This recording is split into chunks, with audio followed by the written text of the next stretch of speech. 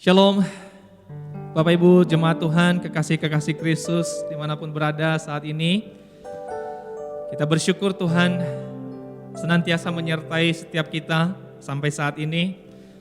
Dan kita masih terus melakukan ibadah secara virtual di tempat kita masing-masing.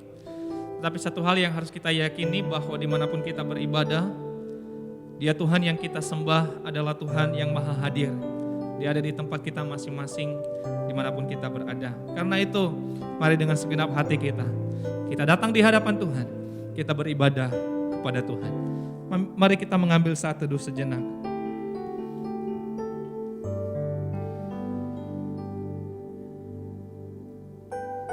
Perisai bagiku adalah Allah yang menyelamatkan orang-orang yang tulus hati. Allah adalah hakim yang adil, dan Allah yang murka setiap saat. Di dalam nama Allah Bapa, Allah Putra, dan Allah Roh Kudus, kita memulai ibadah kita pada hari ini. Amin.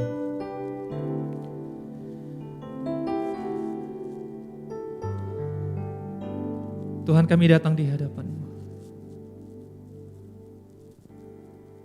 Kami mau menyembah Engkau ya Tuhan. Kami meninggikan nama-Mu.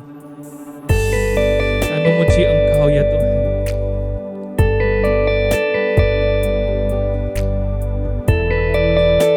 Kami bawa segenap jiwa kami kepada Engkau. Ku menyembah dalam kudus hadirat-Mu. Hampiri tata kasih karunia-Mu Bapa.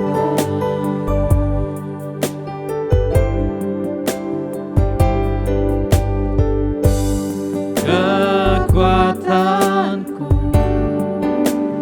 hanya dalam hadirat-Mu,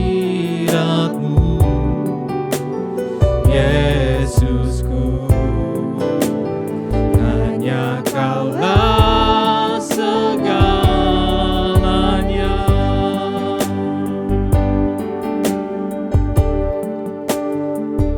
Ku yakin Kau hadir di sini, ku rasakan kuasa yang tak terbatas. Ku yakin Kau nyata di sini, kemenangan terjadi di sini.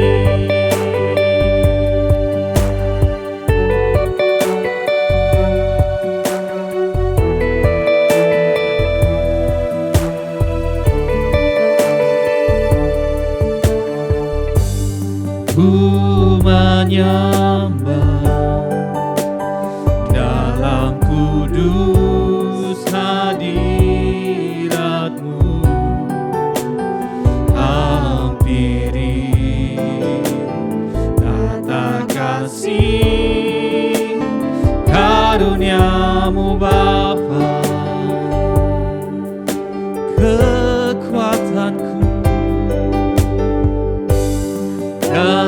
Kekuatanku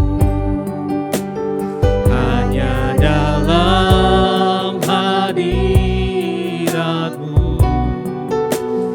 Yesusku, hanya Kaulah segalanya. Ku yakin Kau hadir di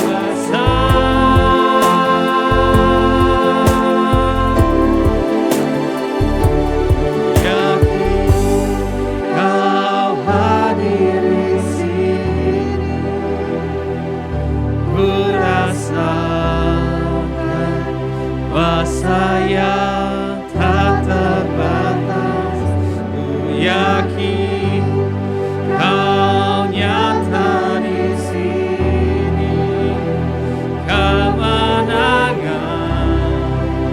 terjadi di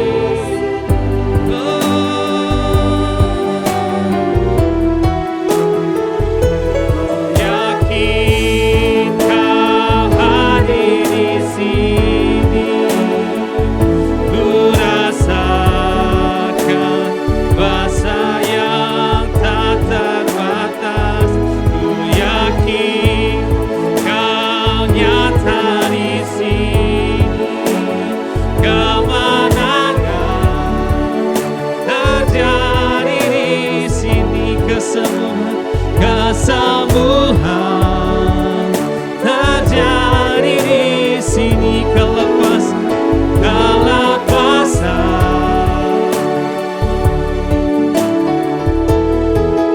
terjadi di sini.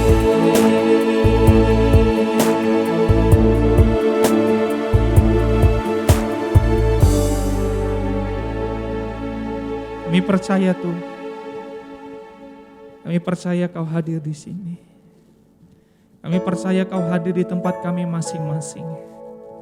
Di rumah kami masing-masing. Dimanapun kami datang, dimanapun kami berada, memuji dan menyembah Engkau, beribadah kepada Engkau.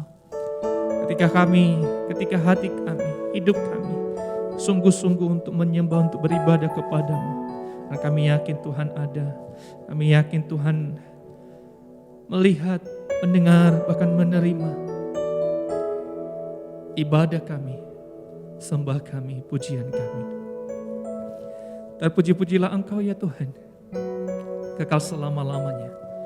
Demi nama Tuhan Yesus Kristus, kami berdoa. Amin. Jemaat yang dikasihi Tuhan, mari kita berdiri bersama-sama. Mari bersama dengan gereja di segala abad dan tempat kita mengikrarkan pengakuan iman kita melalui pengakuan iman rasuli. Aku percaya kepada Allah, Bapa yang Maha Kuasa, Khalik langit dan bumi, dan kepada Yesus Kristus anaknya yang tunggal Tuhan kita, yang dikandung daripada Roh Kudus, lahir dari anak darah Maria, yang menderita sengsara di bawah pemerintahan Pontius Pilatus, disalibkan, mati dan dikuburkan, turun ke dalam kerajaan maut. Pada hari yang ketiga, bangkit pula dari antara orang mati, naik ke surga, duduk di sebelah kanan Allah, Bapa yang Maha Kuasa. Dan dari sana Ia akan datang untuk menghakimi orang yang hidup dan yang mati. Aku percaya kepada Roh Kudus, gereja yang kudus dan am, persekutuan orang kudus, pengampunan dosa, kebangkitan tubuh, dan hidup yang kekal. Amin. Jemaat dipersilakan duduk kembali.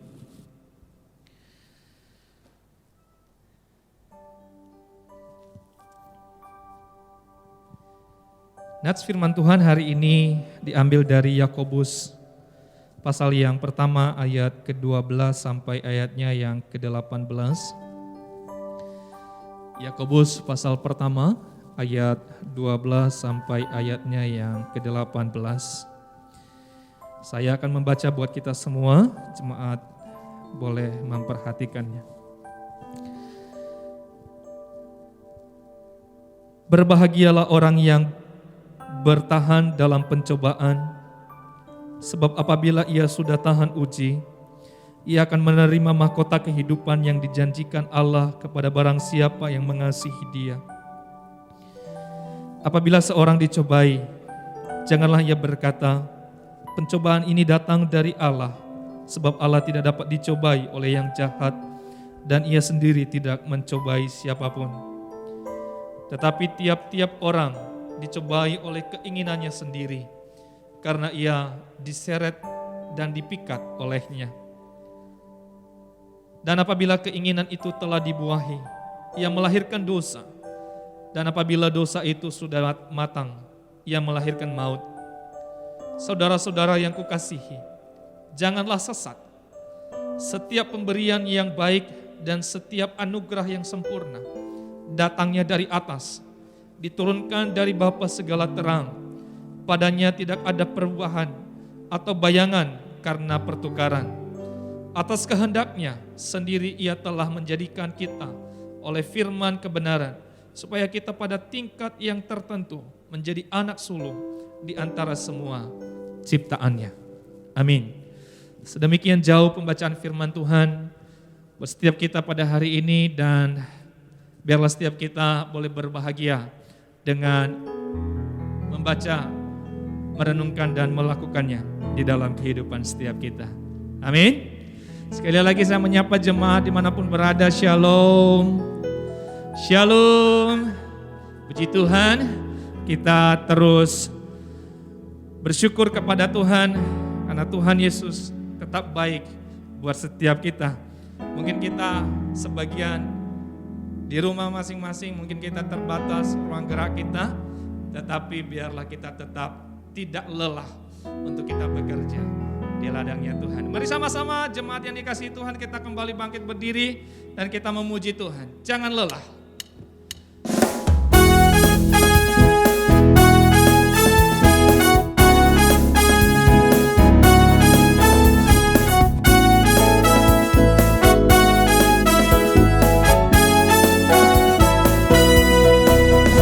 Jangan lelah bekerja di ladangnya Tuhan. Roh Kudus yang beri kekuatan, yang mengajar dan menopang. Katakan tiada lelah, tiada lelah bekerja bersamamu Tuhan, yang selalu mencukupkan akan segalanya. Rasakan tanah bergelombang, timbunlah tanah yang berlubang, menjadi siap dibangun di atas dasar iman. Rasakan tanah bergelombang, timbunlah tanah yang berlubang, menjadi siap dibangun di atas dasar iman. Jangan lelah bekerja di ladangnya Tuhan. Roh Kudus yang beri kekuatan, yang mengajar dan menopang. Tiada lelah, tiada lelah bekerja bersamamu Tuhan, yang selalu mencukupkan atas segalanya. Ratakan tanah, ratakan tanah bergelombang, timbunlah tanah yang berlubang, menjadi siap dibangun di atas dasar iman. Ratakan tanah bergelombang, timbunlah tanah yang berlubang, menjadi siap dibangun menjadi siap dibangun di atas dasar iman. Ratakan tanah bergelombang, timbunlah tanah yang berlubang, menjadi siap dibangun di atas dasar iman. Ratakan tanah bergelombang, timbunlah tanah yang berlubang, menjadi siap dibangun di atas dasar iman. Tanah bergelombang, timbunlah tanah yang berlubang, menjadi siap dibangun di atas dasar iman. Ratakan tanah bergelombang, timbunlah tanah yang berlubang, menjadi siap dibangun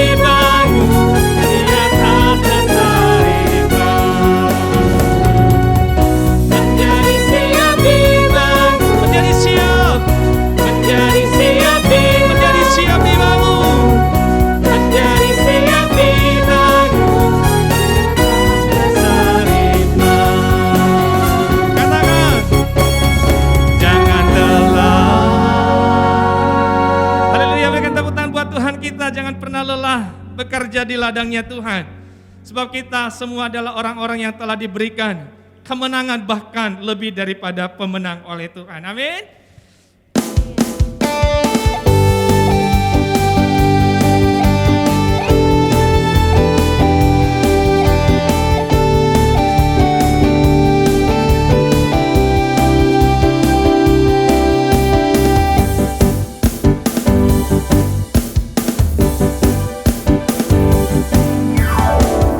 Lebih dari pemenang dalam segala perkara, iblis tak dikalahkan oleh kuasa darahnya. Jika Allah di pihak kita, siapa dapat melawan? Kita lebih dari pemenang. Sekali lagi katakan. Lebih dari pemenang dalam segala perkara, iblis tak dikalahkan oleh kuasa darahnya. Jika Allah di pihak kita, siapa dapat melawan? Kita lebih dari pemenang. Katakan sama-sama. Haleluya. Kibarkanlah panjinya, Yesus Raja segala raja. Haleluya. Haleluya. Bangkitlah gerejanya, kita lebih dari pemenang. Kita semua lebih dari pemenang. Amin.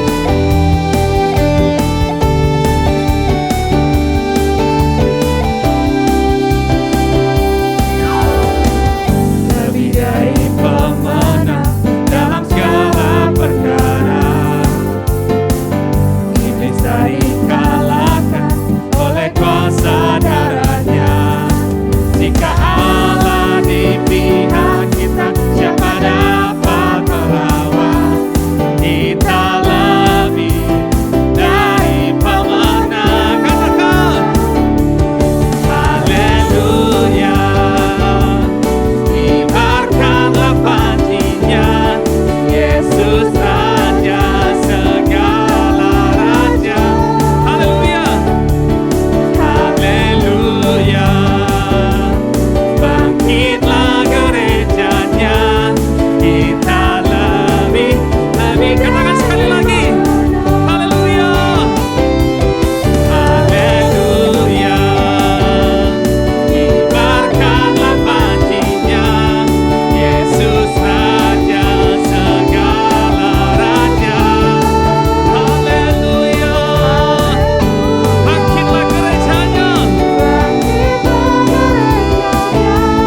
Kita lebih dari pemenang. Kita lebih. Kita lebih dari pemenang. Kita lebih dari pemenang. Kita lebih dari pemenang.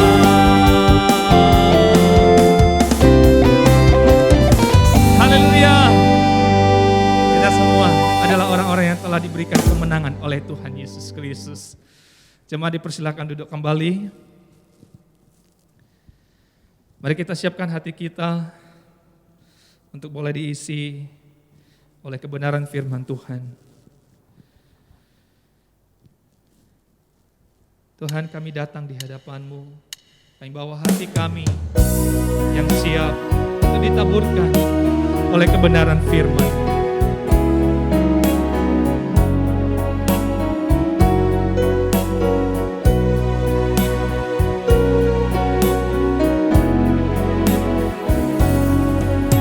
Ku rindu sabdamu, ku rindu firman-Mu, firman Tuhan Yesus yang heran dan berkuasa.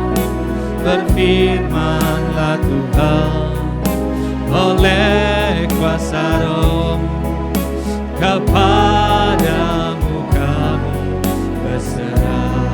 Ku rindu sabdamu, ku rindu firman. Ku rindu ku rindu firman-Mu. Firman Tuhan Yesus yang heran dan berkuasa. Berfirmanlah Tuhan oleh kuasa Roh-Mu, kepadamu kami berserah. Berfirmanlah, Berfirmanlah, berfirmanlah Tuhan. Roh Kudus surapi hamba-Mu. Berfirmanlah, berfirmanlah Tuhan. Ku rindu menikmati sabda-Mu.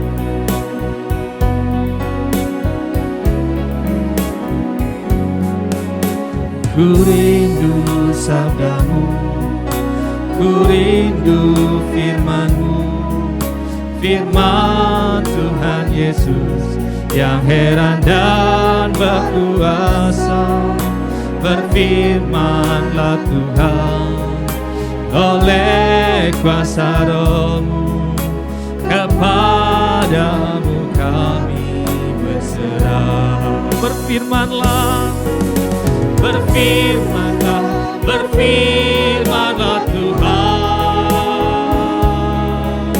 Roh Kudus surapi hamba-Mu. Berfirmanlah, berfirmanlah Tuhan. Ku rindu menikmati. berfirmanlah, berfirman, Berfirmanlah, berfirmanlah Tuhan. Roh Kudus surapi hamba-Mu. Berfirmanlah, berfirmanlah Tuhan. Ku rindu menikmati sabda-Mu. Ku rindu menikmati sabda-Mu. Ku rindu menikmati sabda-Mu.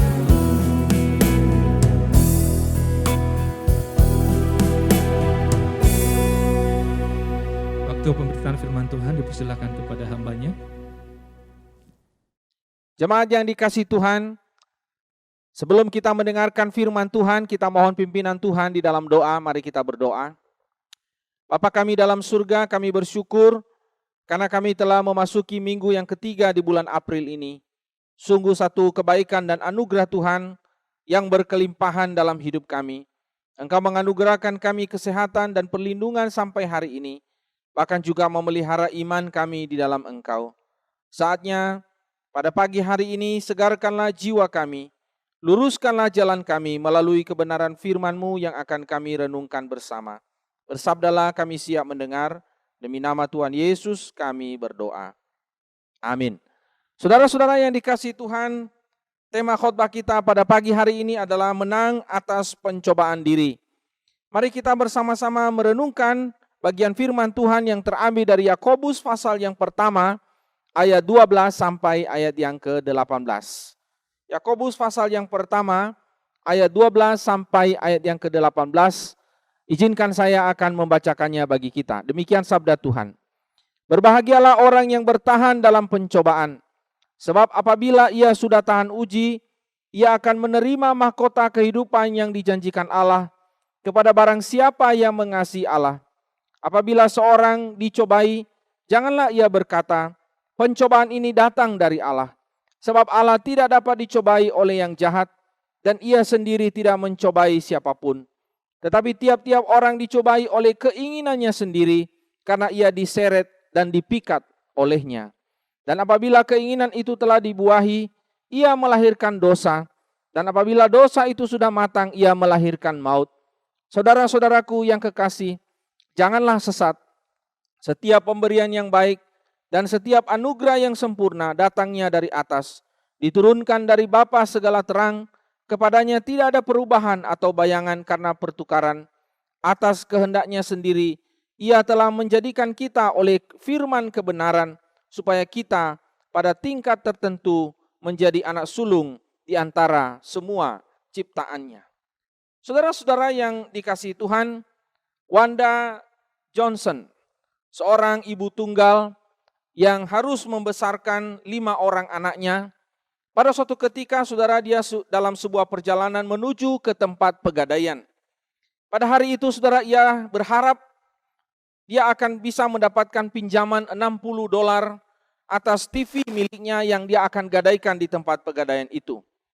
Tetapi saudara, tanpa disangka terjadilah satu peristiwa, karena pada waktu dia dalam perjalanan itu lewatlah sebuah truk lapis baja, saudara.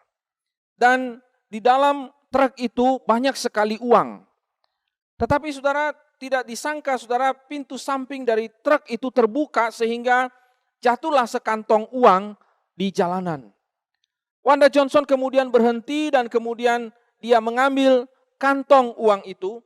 Dan setelah dia menghitung, saudara, jumlahnya sangat fantastis, sangat besar sekali, $160.000 banyaknya.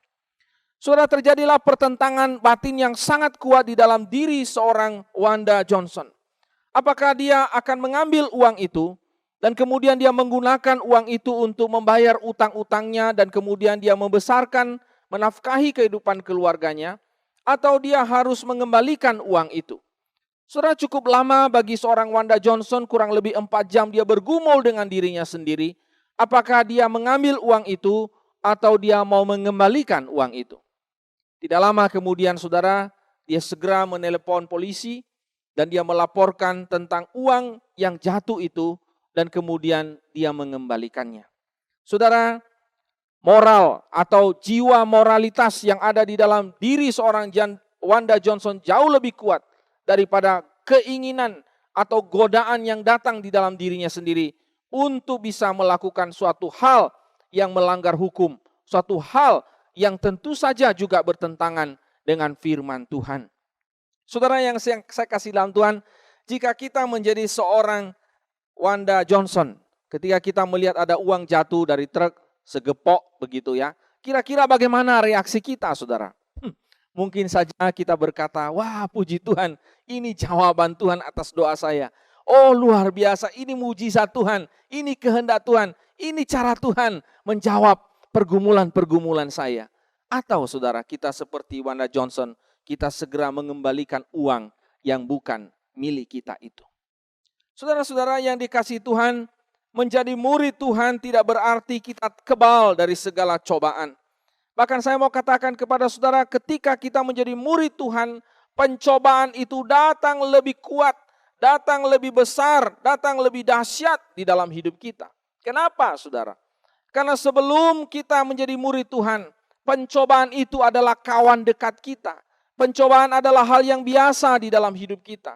Tetapi justru ketika kita menjadi orang percaya, menjadi pengikut Kristus, maka pencobaan itu menjadi musuh kita. Dan tentunya sebagai musuh, dia akan terus berusaha untuk mencobai kita dan ingin menjatuhkan kita. Sayangnya saudara sekalian, ada begitu banyak orang yang percaya kepada Tuhan, bisa jatuh di dalam berbagai pencobaan. Mereka tidak kuat, mereka mudah sekali terperdaya, mereka tidak bertahan di dalam menghadapi berbagai macam pencobaan-pencobaan di dalam hidup mereka. Mereka gagal melawan cobaan, bahkan seringkali gagal dan sering gagal, bahkan gagal terus di dalam menghadapi pencobaan itu. Dan ironisnya saudara yang saya kasih dalam Tuhan, ketika mereka melakukan dosa, mereka justru tidak mau bertanggung jawab. Mereka mencari kambing hitam, mereka menyalahkan orang lain, menyalahkan sana, menyalahkan sini, menyalahkan setan, bahkan ada yang menyalahkan Allah. Bagi mereka Allah yang harus bertanggung jawab atas kesalahan mereka. Dan itulah yang kita temukan di dalam konteks bacaan kita dalam Yakobus pasal 1 pada pagi hari ini. Sudah dikatakan di situ bahwa Allah seringkali menjadi kambing hitam. Allah seringkali dituduh menjadi penyebab dari kejahatan yang dilakukan oleh manusia. Saudara sekalian, di dalam pemikiran orang Yahudi percaya bahwa seseorang melakukan sesuatu yang jahat itu karena keinginan yang datang dari setan, saudara. Jadi keinginan yang jahat itu datang dari setan. Tetapi tidak berhenti sampai di situ. Mereka berkata bahwa setan itu datang dari Allah. Jadi setan itu diciptakan oleh Allah. Nah, kalau keinginan itu dari setan, berarti setan diciptakan oleh Allah. Berarti Allah itu yang menyebabkan kita bisa melakukan kejahatan. Nah, saudara yang saya kasih dalam Tuhan, pemikiran ini jelas sekali keliru. Itulah sebabnya dalam ayat 13, ayat 17, Rasul Yakobus dengan jelas sekali di sini membantah argumen itu. Dia berkata bahwa Allah itu dikatakan dalam ayat 13, ya, Allah tidak dicobai dan Allah tidak mencobai siapapun. Nah, inilah adalah argumen bantahan pertama yang dikatakan oleh Yakobus. Allah tidak dicobai dan Allah tidak mencobai siapapun. Yang kedua, saudara, Allah tidak pernah memberikan yang tidak baik. Artinya, saudara, dalam ayat 17 dikatakan Allah selalu menganugerahkan, selalu memberikan yang baik, bukan yang jahat. Dengan demikian, keinginan yang jahat itu tidak bersumber daripada Allah. Yang ketiga, saudara sekalian, dikatakan dalam ayat yang ke-17, Allah itu tidak berubah. Artinya bahwa dia adalah Allah yang baik, di dalam dirinya ada kebaikan dan kebenaran, dan kebaikan dan kebenaran di dalam dirinya itu tidak pernah berubah. Tidak seperti kita, mudah sekali berubah. Kemarin dengan hari ini bisa saja berbeda, tetapi Allah tidaklah demikian. Saudara-saudara yang dikasihi Tuhan, sejak manusia jatuh di dalam dosa, manusia selalu berupaya untuk tidak bertanggung jawab dengan dosanya. Mereka melempar handuk, mereka tidak mau mengambil bagian untuk mempertanggungjawabkan dosanya. Kita lihat apa yang dilakukan oleh Adam ketika dia jatuh di dalam dosa. Kejadian pasal 3 ayat 12, Adam berkata kepada Tuhan, perempuan yang kau tempatkan di sisiku, dialah yang memberikan buah itu untuk kumakan. Saudara yang saya kasih dalam Tuhan, sebenarnya kalau kita membaca dari apa yang dikatakan oleh Adam ini, sebenarnya Adam tidak hanya menyalahkan Hawa, tetapi dia juga menyalahkan Tuhan. Perhatikan sekali lagi kalimat itu. Perempuan yang kau, perhatikan, yang kau tempatkan, artinya Tuhan salah di situ. Nah, di sini kita melihat Adam tidak mau bertanggung jawab. Dia melempar handuk, dia tidak mau mengambil bagian untuk menyatakan bahwa dia salah. Dia bertanggung jawab atas dosa yang diperbuatnya. Dan saya mengatakan kepada saudara sekalian, menyalahkan Tuhan karena dosa yang kita lakukan adalah sesuatu yang sangat keterlaluan. Seorang teolog bernama Matthew Henry mengatakan, adalah sesuatu yang buruk berbuat dosa, tetapi adalah jauh lebih buruk pada waktu kita telah melakukan yang salah, kita membebankannya kepada Allah dan kita berkata, itu disebabkan oleh Dia. Saudara, apa yang dikatakan oleh Yakobus ini jelas sekali menegaskan kepada kita bahwa Allah tidak boleh disalahkan atas dosa yang kita lakukan. Dosa itu disebabkan oleh karena keinginan kita sendiri. Yakobus mengatakan disebabkan oleh keinginan kita sendiri. Kata keinginan kita sendiri di sini dari kata Yunani epitumia. Kata epitumia itu lebih tepat diterjemahkan dengan hawa nafsu. Hawa nafsu di dalam diri kita lah yang menyebabkan kita berbuat dosa. Hawa nafsu, epitumia itu dikatakan menyeret kita dan memikat kita. Ada dua kata di situ. Menyeret kita itu berarti dia menggunakan kekerasan untuk menjatuhkan kita. Epitumia itu menggunakan kekerasan, menyeret kita. Dan yang kedua dikatakan memikat kita. Dia menggunakan cara yang paling halus untuk menjatuhkan kita. Nah, saudara sekalian, memang ya nafsu jahat, epitumia itu menggunakan berbagai macam cara untuk menjatuhkan kita, anak-anak Tuhan. Seorang bernama Plato, seorang filsuf Yunani, menjelaskan kepada kita apa itu epitumia. Epitumia menurut Plato adalah nafsu-nafsu primitif manusia yang harus segera dipenuhi dengan tidak bisa ditawar-tawar. Plato menyebutkan bahwa sifat epitumia itu adalah sifat yang irasional, tidak tunduk pada akal budi, sehingga secara fisiologis epitumia itu berada di bagian perut kita, ya, kemudian menuju ke bawah, ya. Jadi jauh dari kepala, jadi tidak irasional. Jadi mulai dari perut itu ke bawah, itu menurut dia, itu epitumia itu adalah nafsu-nafsu yang sangat mendorong kita untuk harus memenuhi keinginannya, epitumia itu. Nah, saudara yang saya kasih dalam Tuhan, nafsu-nafsu itu bisa seks, bisa makan, bisa minum, ya itu semua bagian perut ya, ke bawah dan seterusnya. Nah, saudara yang saya kasih dalam Tuhan, tetapi Alkitab menyebutkan kepada kita bahwa keinginan sebenarnya mencakup seluruh fisiologis kita, mencakup seluruh tubuh kita, tidak hanya perut ke bawah. Firman Tuhan mengatakan tentang keinginan mata, keinginan hati, keinginan perut, keinginan organ-organ seluruh bagian tubuh kita bisa menyeret kita untuk jatuh di dalam berbagai pencobaan. Oleh sebab itu, saudara yang saya kasih dalam Tuhan, tentu kita harus menang melawan epitumia kita. Bagaimana caranya?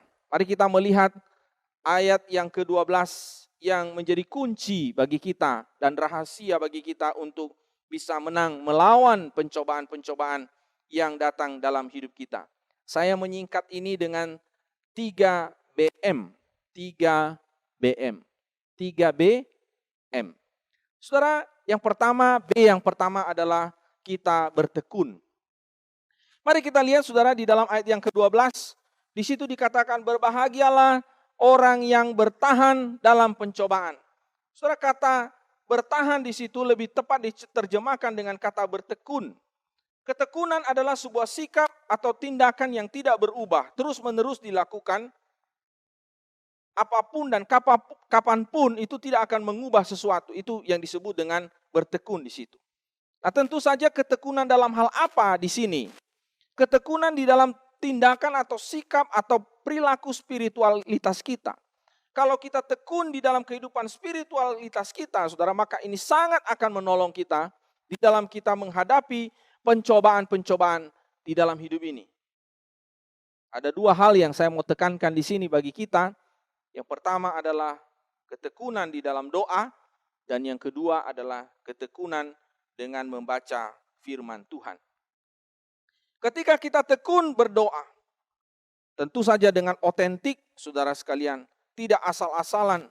Kita tekun di dalam membawa seluruh hidup kita, pergumulan kita, tantangan-tantangan kita, cobaan yang kita hadapi, maka tentu saja kita akan kuat dalam menghadapi serangan si jahat, atau menghadapi keinginan epitumia kita di dalam diri kita sendiri. Saudara sekalian, kita ingat pada waktu peristiwa di Taman Getsemani, ini beberapa waktu yang lalu kita memperingatinya. Bagaimana Tuhan Yesus berkata kepada murid-muridnya, ya supaya mereka berjaga-jaga, ya karena roh memang penurut, tetapi daging itu begitu lemah. Tuhan ingin kita tidak hanya berjaga-jaga, tetapi kita juga berdoa, berjaga-jaga dan berdoalah. Di dalam hidup kita ini Tuhan ingin kita memiliki kehidupan yang berjaga-jaga tetapi juga berdoa. Berdoa, berdoa dan berdoa.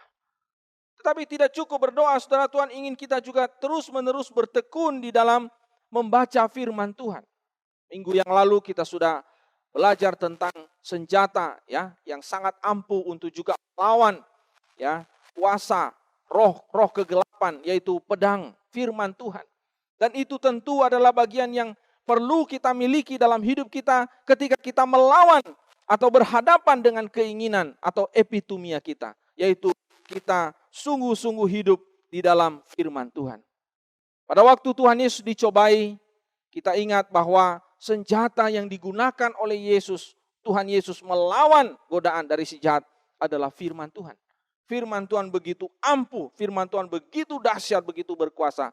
Dan akhirnya dikatakan setan itu atau iblis itu undur atau meninggalkan dia. Saudara, Tuhan ingin kita yang pertama adalah bertekun. B yang kedua adalah bertahan.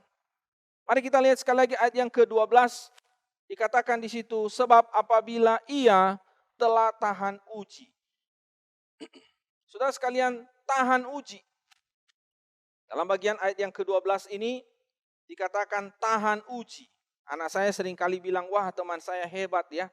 Dia berkali-kali diuji oleh guru. Gagal, diuji lagi. Gagal, diuji lagi. Wah hebat ya, dia tahan uji. Saudara, bukan itu maksudnya, saudara yang saya kasih dalam Tuhan.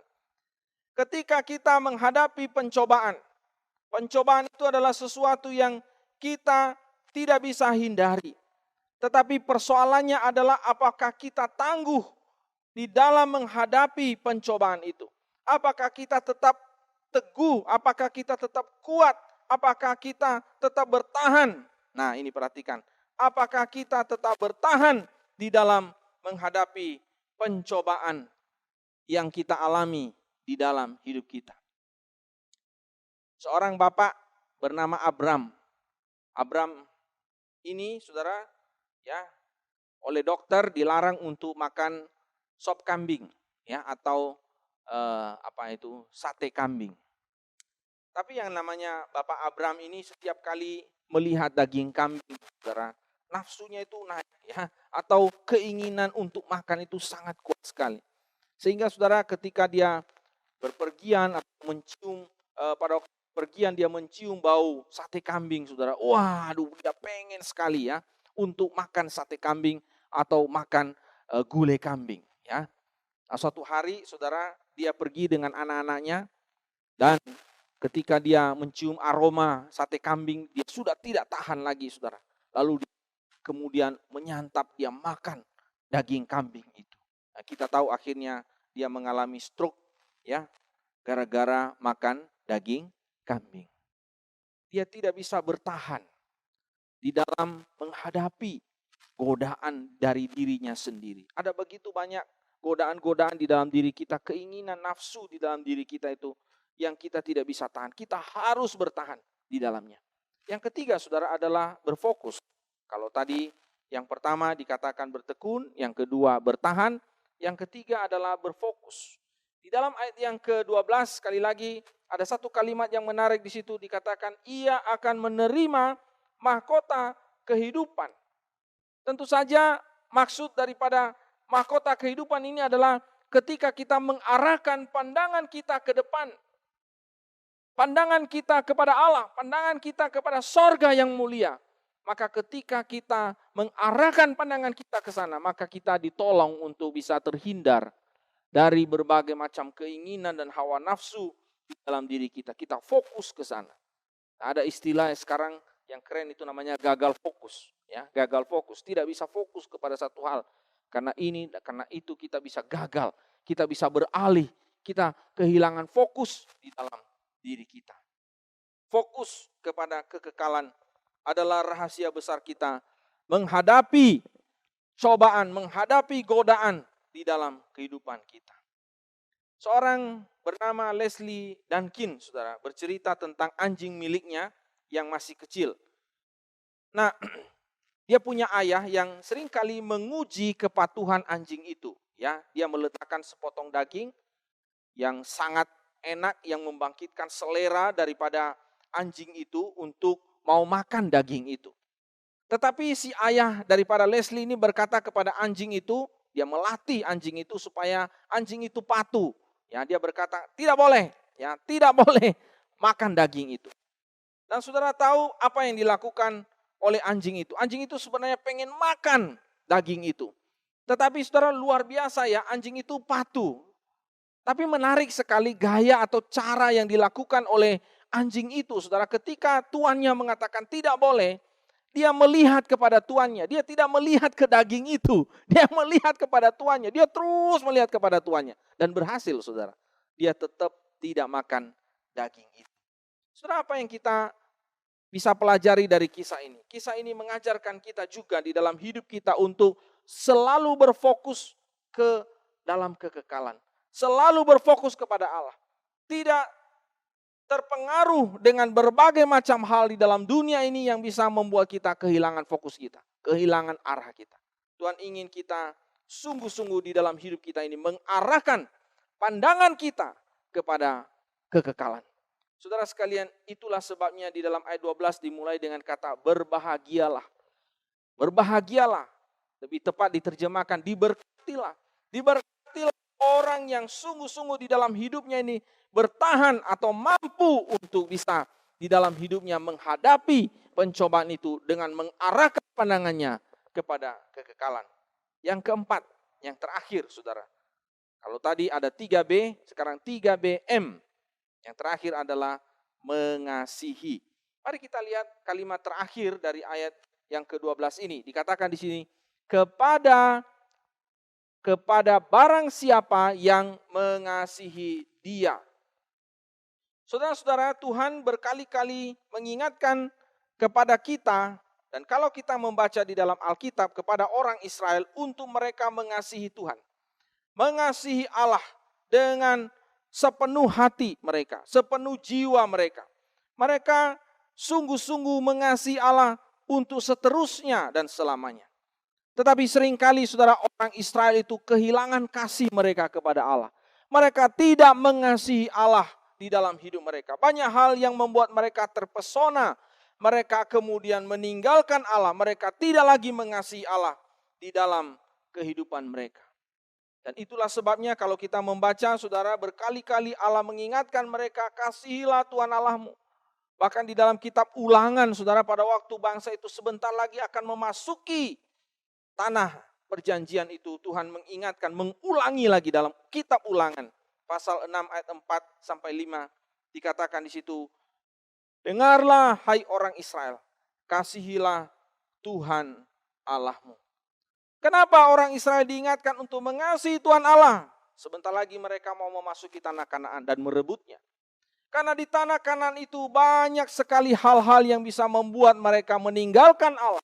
Bisa membuat kasih mereka kepada Allah menjadi luntur. Dan Allah mengingatkan mereka supaya mereka tidak berubah.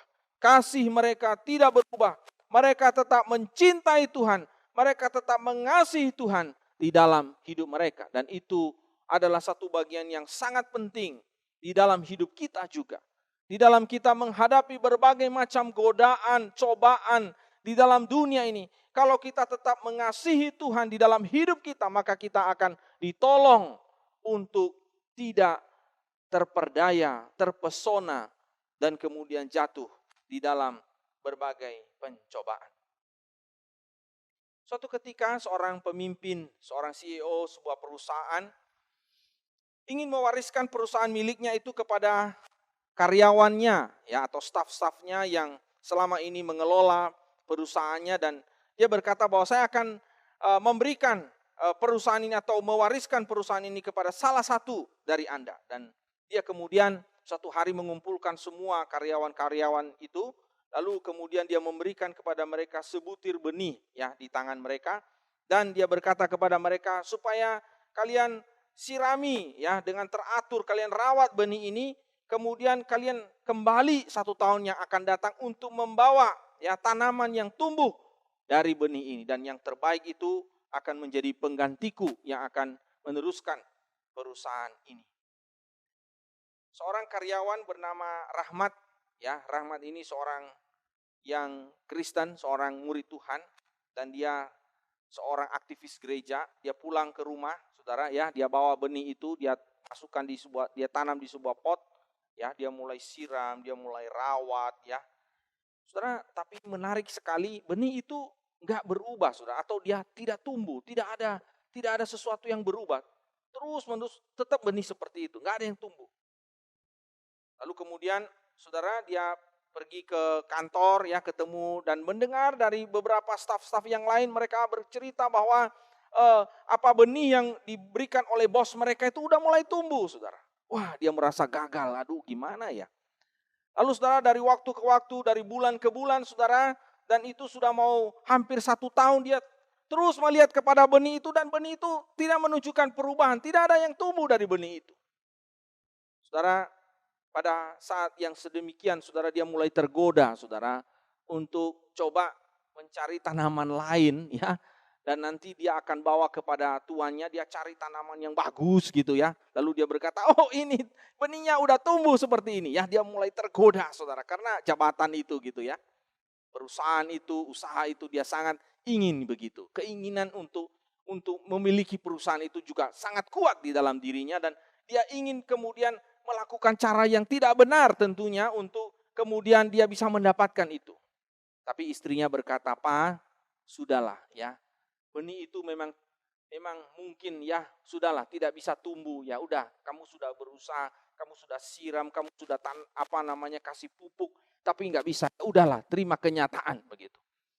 Sampai kemudian saudara sekalian pada 1 tahun ya yang kemudian Pemimpin perusahaan itu kumpulkan semua staf. Oh, mereka semua bawa hasil tanaman mereka. Wah, indah-indah saudara ya. Lalu bos itu lihat satu, wah bagus sekali ya. Satunya lebih bagus lagi. Wah, bagus sekali ya. Lalu kemudian dia lihat kepada Rahmat yang tertunduk lesu ya saudara sekalian ya. Lalu dia melihat kepada Rahmat, lalu dia berkata, kenapa? Ada apa? Bagaimana dengan benihmu? Lalu dia berkata, aduh bos ya, minta maaf sekali, saya sudah berusaha, saya sudah rawat, saya sudah siram, saya sudah kasih pupuk, saya sudah perhatikan dengan baik, tapi enggak ada yang tumbuh dari benih ini. Lalu tiba-tiba bos itu atau pemimpin perusahaan itu kemudian bertepuk tangan. Ayo kita bertepuk tangan, luar biasa Rahmat ini. Rahmat inilah yang akan meneruskan perusahaan saya. Semua pada terkejut saudara ya. Kenapa kok bisa seorang yang ya benihnya gagal, tidak bisa tumbuh itu dipilih oleh bos untuk bisa meneruskan perusahaannya. Lalu bos itu berkata, sebenarnya benih yang saya bagikan kepada Anda itu telah saya rebus di air panas. Sehingga sebenarnya benih itu tidak mungkin bisa tumbuh. Dari mana kalian dapat semua tanaman ini? Ya, tentu saja semua pegawai-pegawai itu berbohong saudara ya. Karena mereka mungkin ingin mendapatkan perusahaan itu lalu mereka cari tanaman yang lain dan sebagainya. Nah saudara yang saya kasih dalam Tuhan, akhirnya perusahaan itu diberikan kepada seorang yang jujur. Dan orang yang jujur itu adalah seorang yang cinta Tuhan, yang mengasihi Tuhan. Di dalam hidup ini banyak hal yang seringkali menggoda kita untuk atau mencobai kita untuk kita bisa jatuh. Kiranya Tuhan tolong kita agar kita tetap mengasihi Tuhan. Dan kalau kita mengasihi Tuhan, maka kita tidak akan beralih kepada yang lain. Kita tidak akan terpikat dengan yang lain.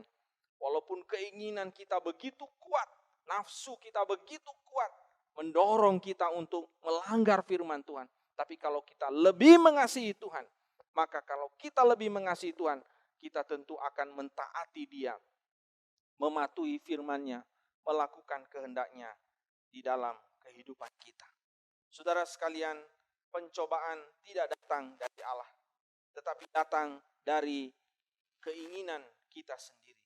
Maka untuk kita bisa melawan keinginan daging itu ada 3 BM. Pertama, bertekun. Kedua, bertahan. Ketiga, berfokus. Dan yang keempat, mengasihi. Mari kita berdoa. Terima kasih Tuhan untuk firman-Mu pada pagi hari ini. Biarlah kami selalu mengalami kemenangan di dalam hidup kami melawan pencobaan. Peganglah tangan kami, berjalanlah di depan kami, tuntunlah hidup kami. Biarlah kami menjadi pengikut-pengikut-Mu, murid-murid-Mu yang selalu hidupnya berkemenangan. Demi nama Tuhan Yesus, kami berdoa. Amin. Tuhan Yesus memberkati.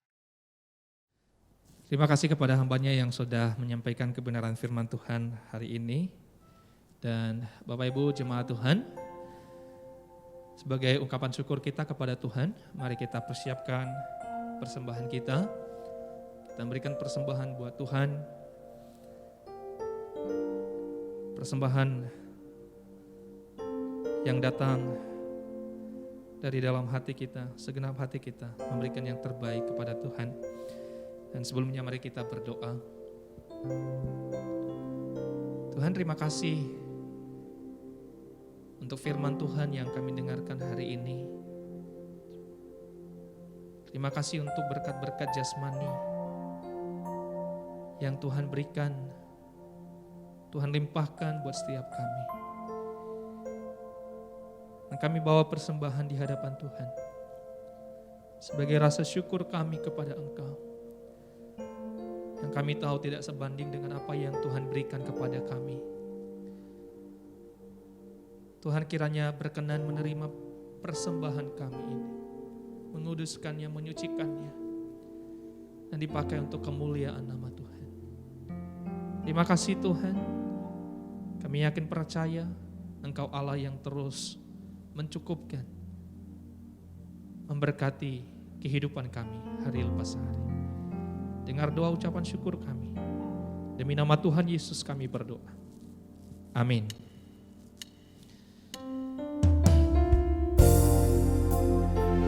Mari kita bawa kepada Tuhan persembahan kita.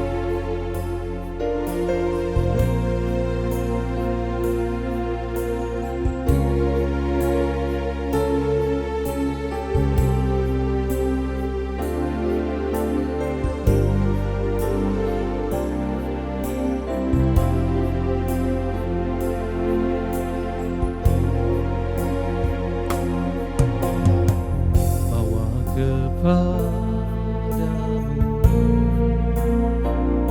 oh Tuhan, persembahanku ini. Ku ingin Engkau menerima korban syukurku melalui pujian.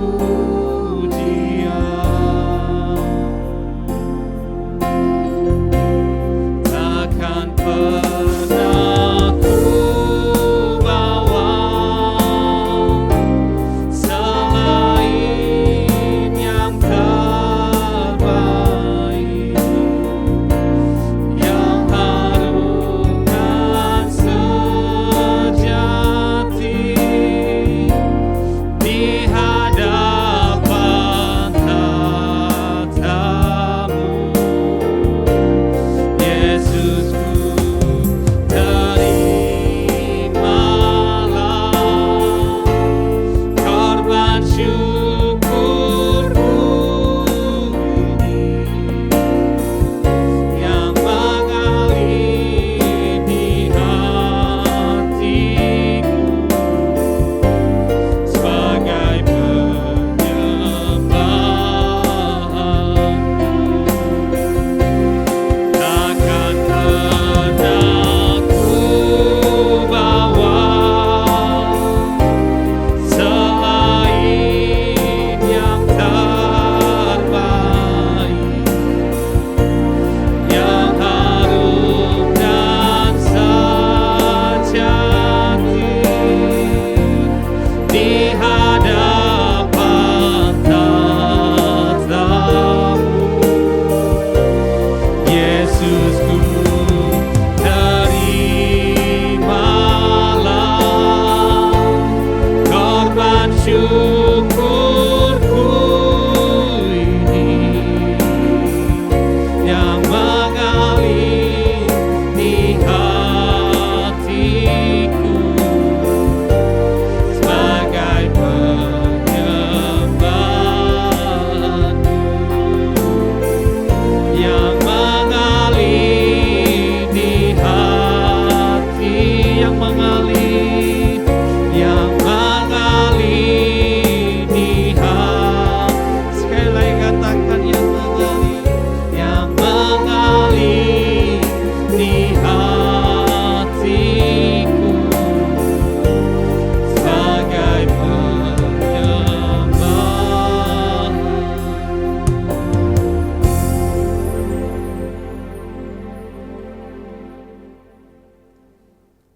Terima kasih untuk persembahan setiap jemaat. Tuhan Yesus memberkati. Selanjutnya mari kita memperhatikan warta berikut ini. Warta Sinode Gereja Kristen Jakarta. Yang pertama, kelas bimbingan pranikah Sinode GKJ periode ke-19 akan diadakan pada hari Selasa 20 April 2021 pukul 19.00 WIB dengan tema Kasih dan Komitmen yang Membangun dengan pembicara Pendeta Elisa Istianto. Pertemuan kelas BPN akan dilangsungkan secara virtual melalui Zoom meeting. Yang kedua, kelas SMK Saya Murid Kristus. Kelas SMK 2 akan diadakan pada hari Kamis 22 April 2021 pukul 19.00 WIB dengan tema Mengenali Karunia Rohani. Pembicara GI Swanius Bong. Kiranya seluruh peserta kelas SMK 2 dapat mempersiapkan diri dan tepat waktu.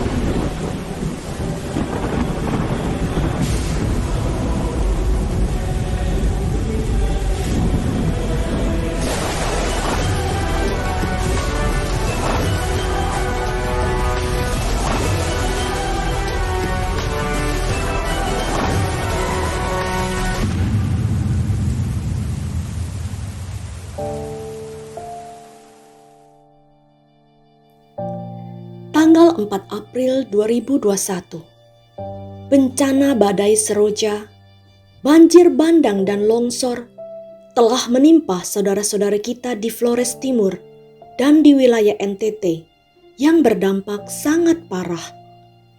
Rumah yang hanyut, jembatan yang rubuh, atap-atap yang berterbangan, perabotan yang habis terendam banjir, hasil kebun dan panen yang hanyut terbawa air, banyak yang meninggal. Mari bersatu hati untuk selalu berdoa bagi mereka yang mengalami dampak tersebut, agar Tuhan kuatkan dan menghibur mereka.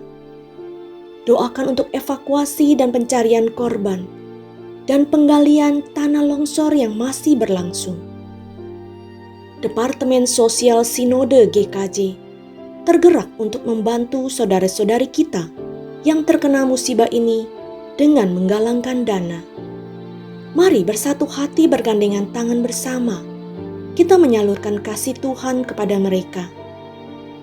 Bagi yang terbeban, mari memberikan persembahan dengan mentransfer ke rekening Gereja Kristen Jakarta, BCA 001 303 6192 dengan kode 9 di belakang nilainya. Kiranya Tuhan memberkati.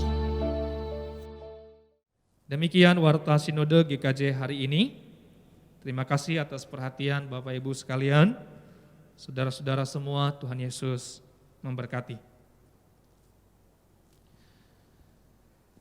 Kita akan mengakhiri ibadah kita pada hari ini dan saya mengundang semua jemaat untuk boleh bangkit berdiri dan kita menyanyikan doksologi.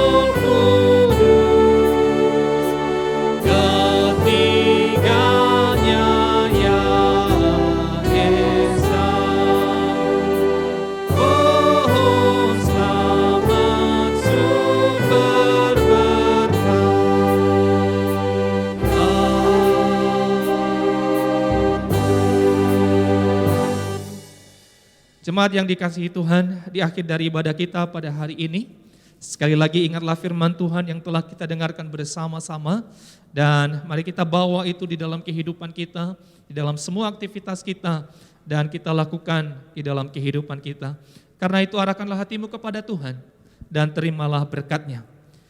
Kiranya kasih karunia daripada Allah Bapa, pertolongan kekuatan dari Tuhan Yesus Kristus, serta penghiburan di dalam Allah Roh Kudus, dan kiranya Allah Tritunggal yang esa itu terus mencurahkan berkat-Nya melimpah-limpah di sepanjang kehidupan kita, mulai hari ini bahkan sampai selama-lamanya. Amin.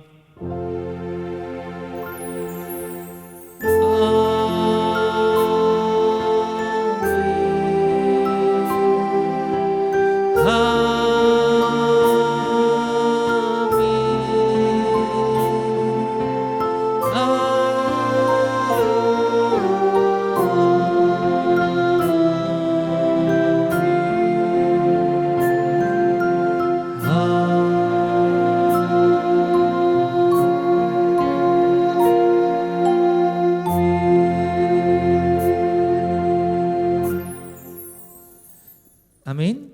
Jemaat dipersilakan duduk kembali, ibadah kita selesai. Tuhan Yesus memberkati.